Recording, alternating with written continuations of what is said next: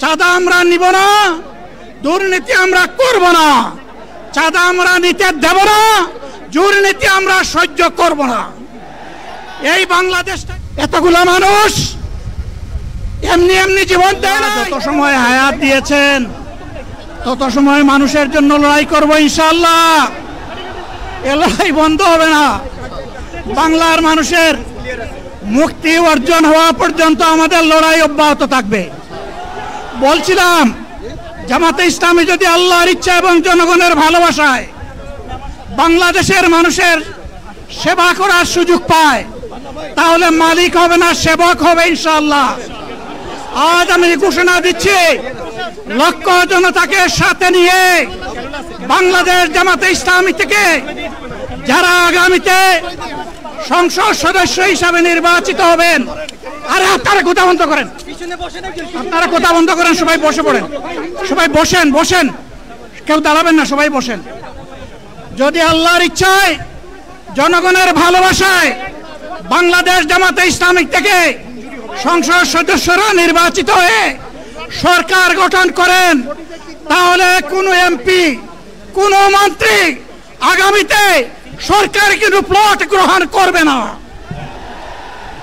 কোনো এমপি এবং কোনো মন্ত্রী ট্যাক্সবিহীন কোনো গাড়ি চড়বে না। কোনো এমপি এবং কোনো মন্ত্রী তার নিজের হাতে কোনো টাকা চালাচালি করবে না। কোনো এমপি এবং কোনো মন্ত্রী যদি তার নির্দিষ্ট কোনো কাজের জন্য বরাদ্দ পেয়ে থাকেন, কাজ শেষ হওয়ার সাথে সাথে বাংলাদেশের 18 কোটি মানুষের কাছে তারা তার প্রতিবেদন তুলে ধরতে বাধ্য হবেন। সম্মানিত বন্ধুগণ, চাঁদা আমরা নিব না, দুর্নীতি আমরা করব না। চাঁদা আমরা নিতে দেব না, দুর্নীতি আমরা সহ্য করব না। এই বাংলাদেশটাই আমরা দেখতে চাই। যুবকদেরকে আমরা স্পষ্ট ভাষায় বলতে চাই, বন্ধুগণ, তোমাদের সাথে আমরা আছি। আমি আজকে জামাতের আমির হিসাবে এখানে কথা বলতে আসিনি। আমি এসেছি বাংলাদেশের 18 কোটি মানুষের একজন হয়ে কথা বলতে। আমি শিশুদের বন্ধু, আমি যুবকদের ভাই, আমি বয়স্কদের সহযোদ্ধা, আমার বোনদের আমি ভাই। সুতরাং তাদের মুক্তির জন্যই আমি দায়িত্ব নিয়ে আজকে এখানে দাঁড়িয়েছিলাম। আল্লাহর ইচ্ছা শরীর আমাকে সাময়িকভাবে সহযোগিতা করে নাই, এটাও আল্লাহর ইচ্ছা যে এখন আল্লাহ আমাকে কথা বলার সুযোগ দিচ্ছেন। আমি বলতে চাই, বাংলাদেশের নির্দিষ্ট কোনো শ্রেণীর মুক্তির জন্য আমাদের এই লড়াই নয়। রাস্তার একজন পরিচ্ছন্নতা কর্মী, চা বাগানের একজন শ্রমিক, রক্ত পানি করে ঘাম জড়ানো আমার একজন রিক্সা চালক ভাই মাঠে ময়দানে বাংলাদেশের মানুষের মুখে যারা এক মুঠো ভাত তুলে দিতে চায়, আমার সেই কৃষক বন্ধুটি, আমি তাদের হয়ে আজকে এখানে কথা বলতে এসেছি। আমি কোনো অভিজাত শ্রেণীর হয়ে এখানে কথা বলতে আসিনি। আল্লাহ তাআলার অশেষ মেহেরবানি, আজীবন সকল রক্ত চক্ষুকে উপেক্ষা করেছি, জেল জুলুমের পরোয়া করি নাই। আমার আফসোস, 24 সালে জাতিকে মুক্তি দিতে গিয়ে যারা জীবন দিয়ে শহীদ হলো, আমি তাদের একজন হতে পারলাম না। আপনাদের কাছে দোয়া চাই, ইনসাফের ভিত্তিতে একটি দেশ গড়ে তোলার জন্য আগামীতে যে লড়াই হবে, আমার আল্লাহ যেন সেই লড়াইয়ে আমাকে একজন শহীদ হিসাবে কবুল করেন। সম্মানিত বন্ধুগণ,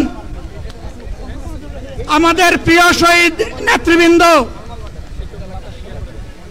2006 সালের 28 অক্টোবর থেকে শুরু করে পল্টন গণহত্যা, শাপলা গণহত্যা, সারা দেশের গণহত্যা, পিলখানার গণহত্যা, 24-এর গণহত্যা, এই গণহত্যা যারা করেছে তাদের সকলের বিচার বাংলাদেশের মাটিতে নিশ্চিত করতে হবে। এদের বিচারের দৃশ্যমান প্রক্রিয়া শুরু না করা পর্যন্ত পুরানা ব্যবস্থাপত্রে বাংলাদেশ আর চলবে না। এতগুলো মানুষ এমনি এমনি জীবন দেয় নাই, জীবন দিয়েছে জাতির মুক্তির জন্য। যদি বস্তাপোতা পুরানা সবকিছুই টিকে থাকবে, তাহলে কেন তারা জীবন দিয়েছিল? যারা ওই বস্তাপচা ব্যবস্থাপনায় বাংলাদেশকে আবার গড়তে চান, তাদেরকে আমরা বলি, জুলাই যুদ্ধ করে যারা জীবন দিয়েছে, আগে তাদের জীবনটা ফেরত এনে দেন। যদি শক্তি তাকে ফেরত এনে দেন। আপনারা পারবেন না, যেহেতু পারবেন না, কাজেই নতুন ব্যবস্থায় নতুন বাংলাদেশ গড়ে তোলা হবে ইনশাআল্লাহ। শিশু, কিশোর, যুবক, মা, বোন, শ্রমিক, ছাত্র, জনতা, ব্যবসায়ী, সবাইকে যেই দেশ, যেই সংবিধান, যেই রাষ্ট্র নিরাপত্তা দিতে পারবে, সেই নতুন বাংলাদেশ আমরা গড়ে তুলতে চাই। ভাইয়েরা, আমাকে সবাই চাপ দিচ্ছে, কেউ বলে ভাই শেষ করেন, কেউ বলে চাচা শেষ করেন। আমি তাদেরকে নিশ্চয়তা দিয়ে বলছি, আমার মৌত আমার আল্লাহ নির্ধারিত সময় থেকে 1 সেকেন্ড আগে হবে না, এবং হায়াত যা দিয়েছেন তার 1 সেকেন্ড আগেও আমি যাব না। অতএব মহান আল্লাহর কাছে আবারও তৌফিক চাই। আপনাদের কাছে যে কষ্ট হয়েছে, আপনারা, আমি তো এখানে শান্তিতে বসাচ্ছিলাম, আর চতুর্দিকে শুধু দৃষ্টি বুলাচ্ছিলাম।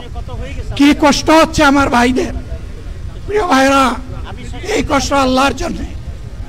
এই কষ্ট কার জন্য? ইনশাআল্লাহ আল্লাহ তাআলা আপনাদেরকে তার উপযুক্ত যা দুনিয়ায় দিবেন, আখিরাতে দিবেন। আপনাদের এই ত্যাগের বিনিময়ে নতুন বাংলাদেশ আমরা পেয়ে যাব। আসুন সেই নতুন বাংলাদেশের জন্য একবার স্লোগান দিয়ে শেষ করি, নারায়ে তাকবীর।